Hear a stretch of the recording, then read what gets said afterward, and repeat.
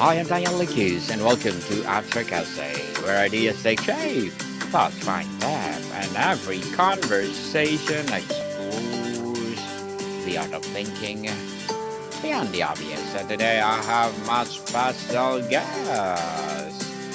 They are fellow podcaster and empowering women all over the world, none other than Miss Dina and Miss Lizzie.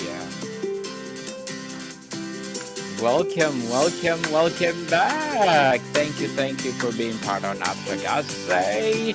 And can you please again introduce yourself that I miss?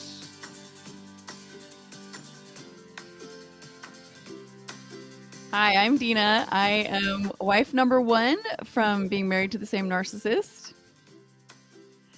And I'm Lizzie, wife number 2 of 6 years to the same person. Not at the same time, obviously. And today we're going to probably talk about the duplicity of our marriage with this person. Yes. And both of you, thank you so much for sharing your stories to the world. Thank you for empowering women all over the world. Two women and beautiful story that for sure people will learn from them. So tell us, from victim to warriors, how we are helping women or how you helping women to avoid narcissistic predators or predators. So I guess we should start by just kind of giving a little talk of our story first. I was married to this narcissist for 27 years, and then Lizzie was his second wife. And this man, from the get go, was extremely charming and became the person that you wanted him to be, even though you didn't realize that was going on.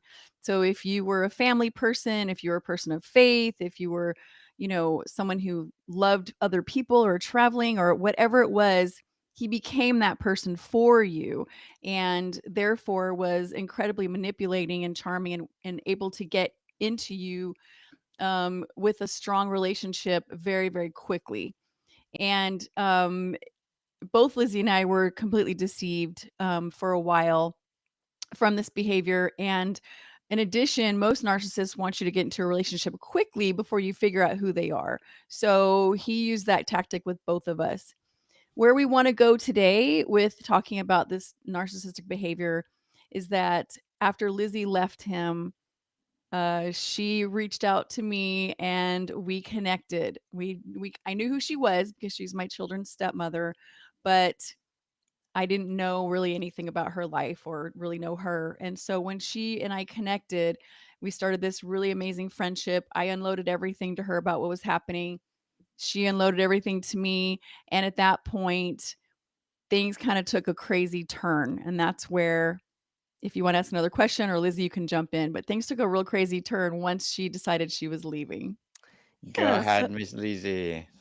so when I left, I at first was just separated, and then when I was realizing that I was locked out of multiple accounts, and I reached out saying I need access to our cell phone bill, and he said nope. And I said, so are you talking to another woman? At that point I didn't know anybody or anything what was going on, and he goes, well, what if I am? So at that point, my separation, I turned into a divorce. Through the whole divorce process, he begged me not to divorce him, but I knew something was off. I still loved the person that I thought he was, and for something in my gut was telling me that I needed to proceed with the divorce, and we were at that point separated. So literally 5 days after the divorce, I went back to the house to get my things. See, I hadn't really come back since I left, and I went and I collected things that were in the divorce decree, and then I found a stack of letters and cards with his name on there, which was really interesting because it looked like my writing. So I reached down to pick them up thinking that they were mine, and they weren't. They were from another woman. And 3 things instantaneously came to mind when I opened up the cards and looked at it, and there was pictures of her. There was dates. I mean, dates when he and I were living together, so it was like, oh my goodness. It was very shocking, but 3 things came into mind. That was that number 1, she didn't know I could existed. Number 2, that I was gonna share this story to the world and drag Deana with me. And number 3 was that, this was gonna go in places that I could have never imagined. And here we are today. And so then Deana and I went on a quest, and I don't know if how you would like to proceed with that one. Define woman number 3. Yeah, so we partnered up to go find woman number 3 because we knew by the way that he handled both of our relationships that there was an excellent chance that this woman had no idea that he had been married almost for a year while he was making a family with her in another city. So it took us several months to of doing our best detective work to try to find her and warn her and let her know. In the meantime, Lizzie's divorce is going through, and we just know that the minute that he gets divorced, he's going to marry her because by now they've already had some time that, a year by now that's gone by. So, unfortunately, once we finally caught up to her, she did reach out and she did call, and she had no idea that Lizzie even existed. So he had been carrying on a relationship with her and her children and creating a whole family with her. And she thought that he was only married to me and then he was single for 6 years. So she had no clue. And ironically, she'd even driven by with him to the house where Lizzie and he lived. But he told her he was taking care of a little elderly couple. And that's why he wouldn't bring her in because he didn't want to disturb them. So this call was fascinating because this poor woman reaches out to me and she says, "Who is Lizzie? And what is this message? And what are you trying to tell me? What happened here?" And I had told her in the message that if you find this, Lizzie and I just want you to know that we don't blame you for anything that happened. We're pretty sure that you are an innocent person and that you had no idea this was going on because we had found her Facebook and we could tell by all the nice things that people said about her on her Facebook that she was a really good woman. So the first thing she asked me when we connected basically was, "Who is Lizzie?" And that gave me the clue to know that he had just completely cut that whole relationship out of his life.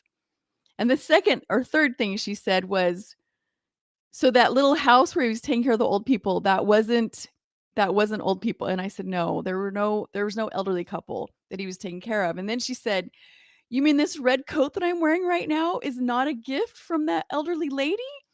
It's Lizzie's?" And I said, "Yeah, it's there was no elderly couple. It is Lizzie's red coat that you are wearing."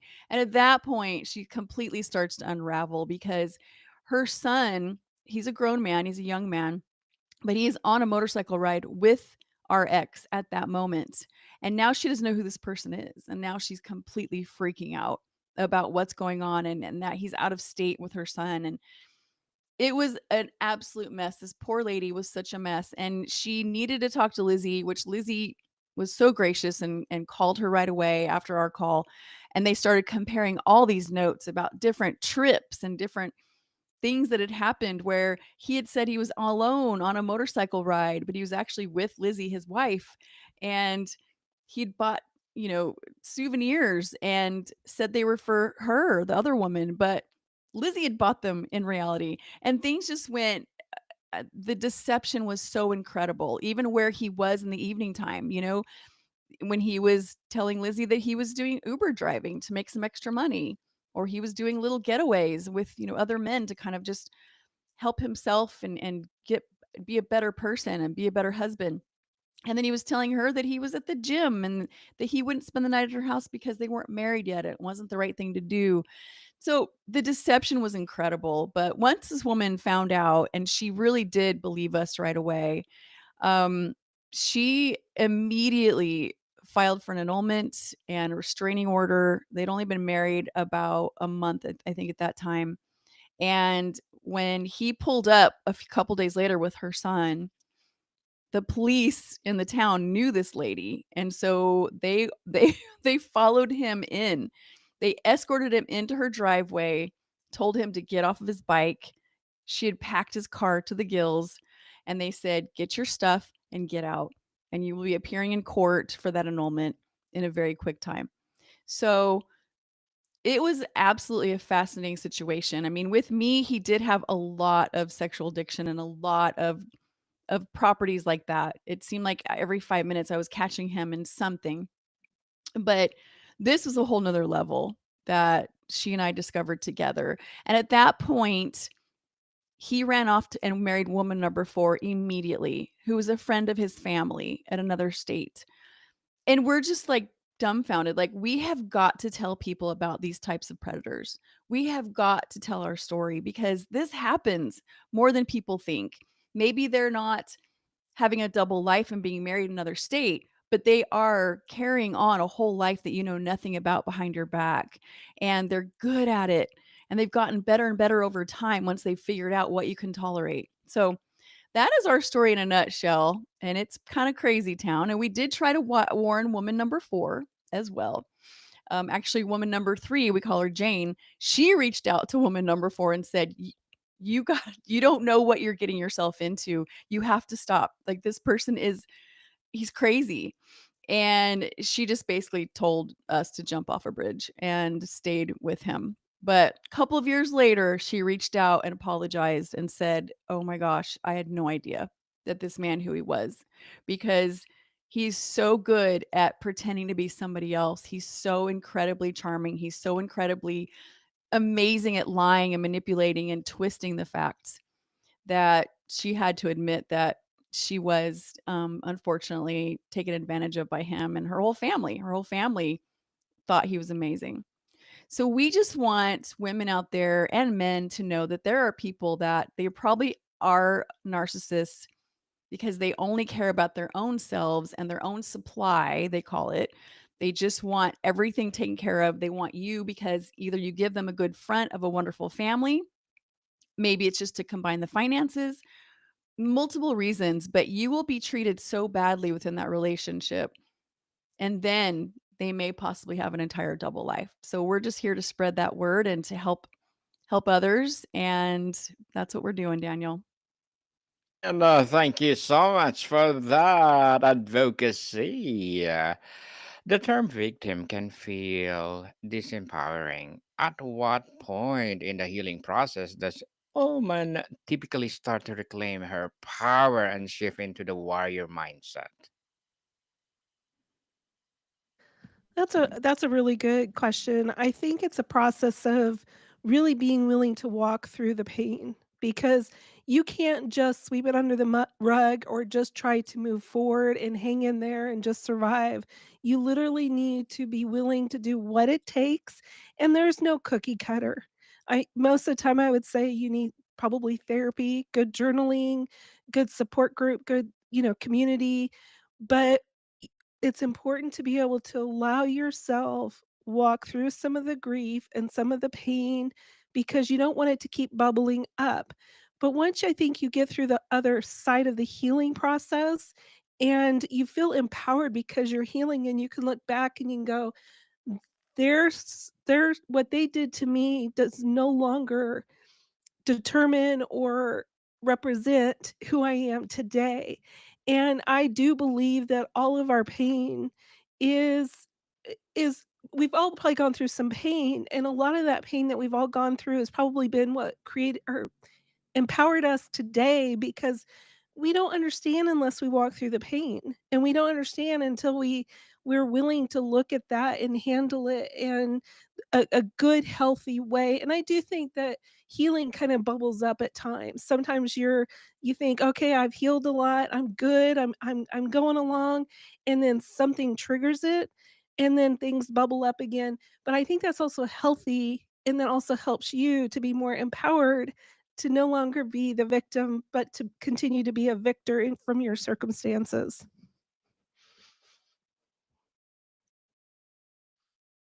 Miss Dana?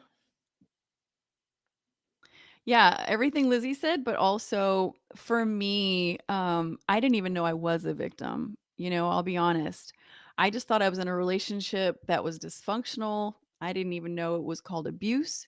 I did not know that the lying and the manipulation and the financial abuse and all of the cheating, I just didn't understand how toxic that was because I was in survival mode. So understanding that you are a victim, it really does take some time and it takes an epiphany to realize that. Once you do, you may not be ready immediately to go into warrior mode because now you're just like trying to figure out, well, now what do I do? This is a situation and I have been enabling it unknowingly. So what do I do? So for me, my solution was to start reading really good books about codependency, about women who love too much, about those kinds of things to see where am I? How did I attract somebody like this? And how do I renew my mind? And how do I grow? Because I spent all my energy for the first 2/3 of that 27 years trying to change him, trying to go to therapy with him, trying to give him books, trying to get him to be a better person so I'd be okay. But that's a whole nother coping mechanism that isn't healthy.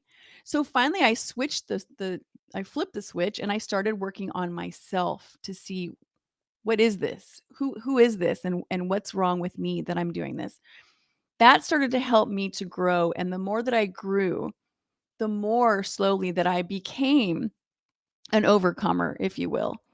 And I could not now more spot some of these things. Now I start researching what he's doing after I, start helping myself and understanding the tactics and, the what we call gaslighting, what we call manipulation, the subtle lies, the subtle guilt trips and demeaning comments that he would make to keep me down and to keep me in his control.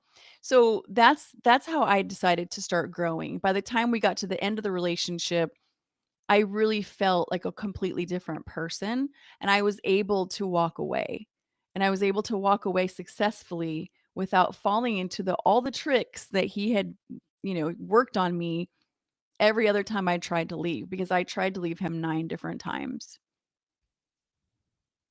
A warrior needs her armor. What does armor look like in this context? Is it boundaries, self worth, a support network, or something else entirely? Daniel, I would say, is there a click for all of the above? Because I would think that all of them play a huge part in all of that. But if I guess I would have to put one above the other, I think boundaries first. Knowing what your boundaries are, sometimes we don't know that we have a boundary issue, and that by letting someone push our boundaries over and over and over, it destroys the self-worth and everything else. So, learning, I believe, what your boundaries need to look like, and then learning to put those boundaries in place, and then learning to follow through, because it's one thing to know that you may have a boundary or there's a boundary issue, but there's another thing to not just know it. It's another thing to keep consistently making sure those boundaries are firm in place. Yeah, a great answer, Lizzie. I also love community. I think community is a huge key in being able to get past this. And the reason is it is so confusing when you're in these relationships. They call it being in the fog. You sometimes can't even figure out what is truth and what isn't. Are they toxic? Are you toxic? Are you crazy? And you have to have people around you that are healthy people. Do not be choosing the people that also have narcissistic tendencies or manipulative tendencies. Try to find people, and that could be, like Lizzie said, a therapist, or it could be some really good people in your life that are healthy people and that know you, and glean from them.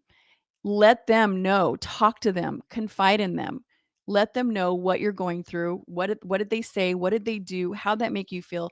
And stay grounded in the truth, the actual truth about what you're experiencing. When you do start setting boundaries, if they're a rageaholic, they could come right back after you because most narcissists can't stand boundaries because that means you're taking back some of your control and your self-esteem and your independence. No narcissist wants you there. So boundaries is a big red flag for them that you're starting to get something that they don't want you to have.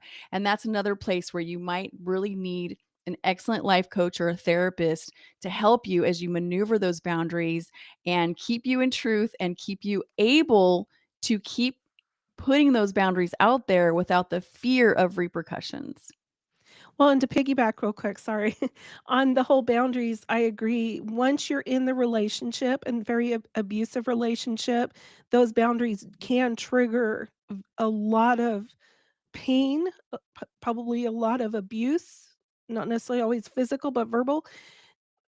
But if you know those boundaries before you're in these relationships and what your boundaries look like, then that is like a really firm indicator that you could avoid being in them in the first place. Indeed. So, what is the biggest societal or systemic change needed to better protect women from narcissistic predators in the future? That is a really good question. I think awareness, to me, awareness would be the answer for that. Again, so many women and men that are in these relationships, they don't even know that they're in a toxic relationship, especially at first. These people can turn on the charm and the love and the kindness and the understanding and everything that your heart needs when they see that you need it, and they can take it away just as quickly. And you are in this perpetual state of not even really understanding where you are, sometimes even who you are, if this is right, if it's wrong. And so really getting the awareness out there of what kind of relationship that you truly are in. Most people that are in toxic relationships, there'll be a big, huge honeymoon period at first. Things will be so wonderful. And then the red flags start coming out.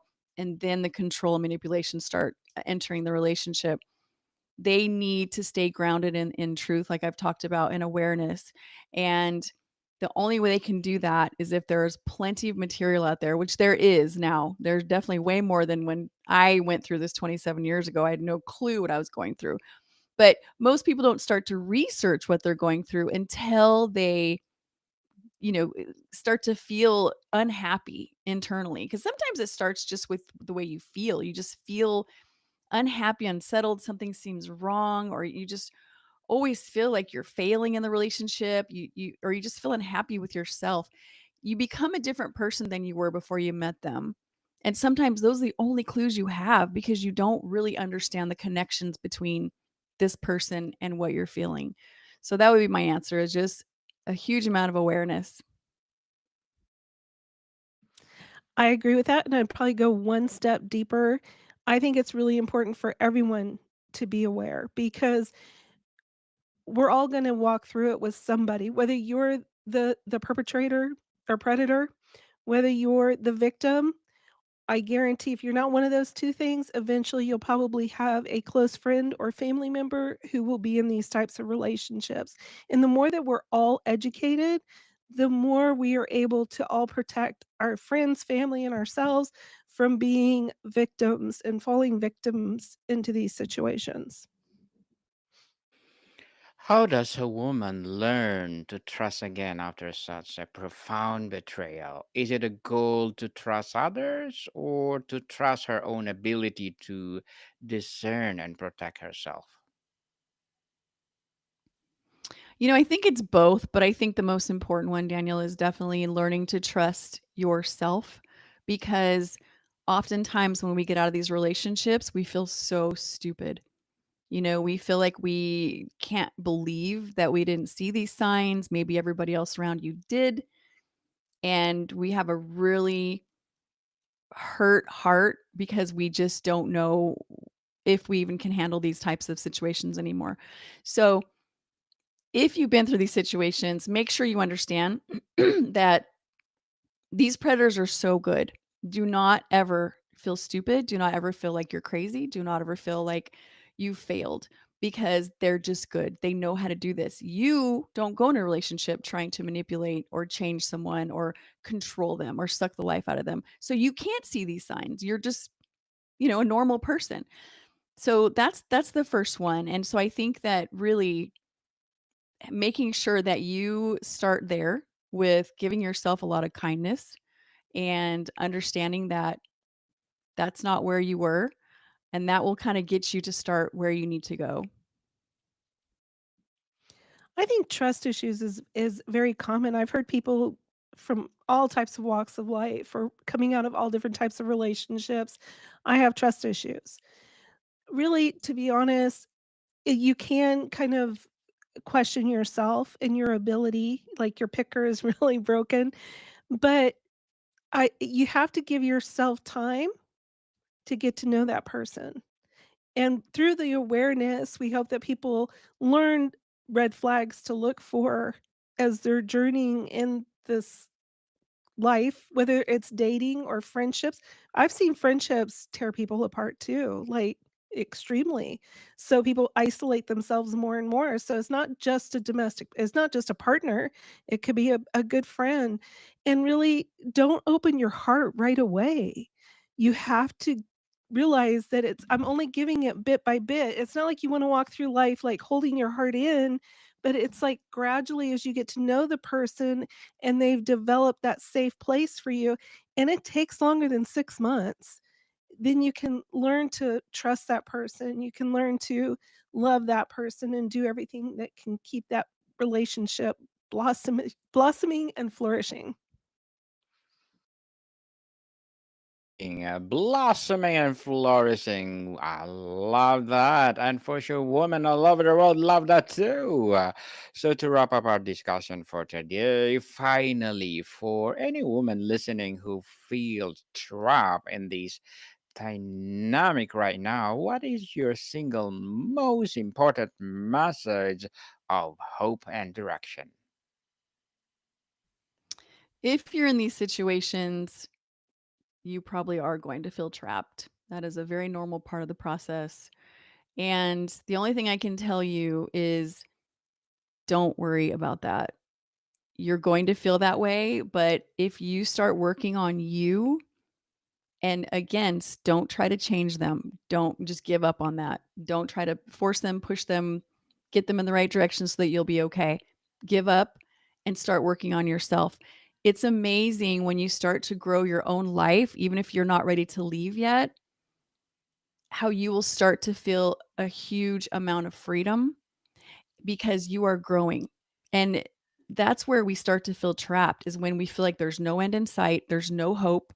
Maybe financially you can't leave. Maybe you have kids, maybe a thousand different reasons why you feel like you can't leave right now. It's okay. For now, learn to grow within yourself. Again, grab books, grab therapists, go to groups, do whatever you can do and stay focused on yourself and finding your own life and nourishing yourself and caring for yourself. And if they are really violent or if they are rageaholics or they're emotionally abusive, very important to start creating a very quiet plan to leave and to get free. But you can do that in a lot of different ways and slowly over time become more independent. But do whatever you need to do to nourish you. Miss Lizzie? Yeah, well, with that plan, because as Dina said, a plan is very critical.